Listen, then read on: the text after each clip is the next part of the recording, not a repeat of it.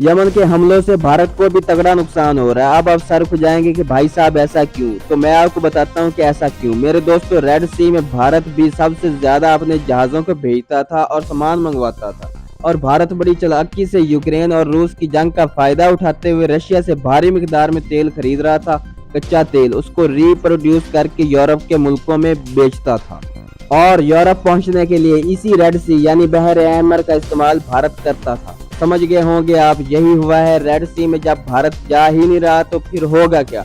90% अब यूरोप में भारत तेल नहीं भेज पा रहा, तो भारत का पैसे से भी ज्यादा नुकसान हो रहा है और बिजनेस का भी तगड़ा झटका लग रहा है, और यूरोप में भी तेल की कमी आ रही। अब एक यमन की वजह से, हौथीज की वजह से रशिया को भी फायदा हो रहा है कि यूरोप तरस रहा है पेट्रोल के लिए, डीजल के लिए, ईंधन के लिए। भारत के जरिए बाईपास करके अगर पहुंच भी रहा था यूरोप, तो अब वो तेल भी नहीं पहुंच रहा और भारत तो खसारे में है ही।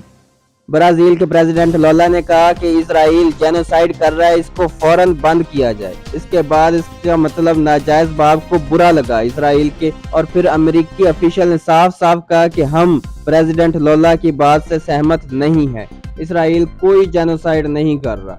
मेरे दोस्तों, शनबैग जो एक इसराइल की खुफिया एजेंसी है, उसने क्लियर कर दिया कि इसराइल ने जो पाबंदी लगाई है बैतुल मक़दस में जाने से, इससे हालात बिगड़ जाएंगे और रमजान करीम में एक खतरनाक जंग छिड़ सकती है। इधर इसराइल ने 2 और इलाके गाजा के खाली करने का ऑर्डर दे दिया है। गाजा पूरी तरह से बेहाल है और अरब कंट्री सिर्फ देख रहे हैं। मेरे दोस्तों, ये बात मेरी तरफ से बुरी लग रही होगी किसी को कि अरे यार आप बहुत अरब को कोस रहे हो। अबे भाई, खुद गाजा के लोग बेचैन हैं अरब को देख करके कि ये चुप क्यों। गाजा के लोगों की अपील आई, इसको डिलीट करवा दिया जाएगा वीडियो को, लेकिन मैं सीना रखता हूँ, जिगर रखता हूँ, दिखाऊंगा।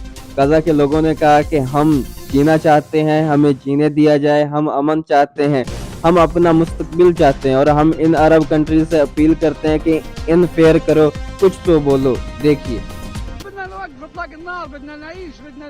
بدنا الدول العربية تتدخل، بدنا حد يتدخل، بدنا حد يتدخل. مش قادرين، فيش عنا تحيط، مش قادرين وين نشرد، وين رايحين شاردين، وين طالعين مش عارفين وين طالعين. احنا في الشوارع السقعة والباردة كلتنا السقعة، وين نروح؟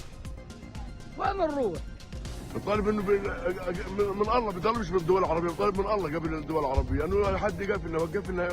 इसराइल के मिडिल ईस्ट के स्पेशलिस्ट और एडवाइजर इजिप्ट और इसराइल के दौरे पर हाल फिलहाल में आने वाले हैं। इधर नेतन्याहू का क्लियर कट बयान आया कि हम नेशनल या इंटरनेशनल दबाव में नहीं आएंगे, कुछ भी हो जाए हम जंग नहीं रोकेंगे, हम हमास को खत्म करके रहेंगे।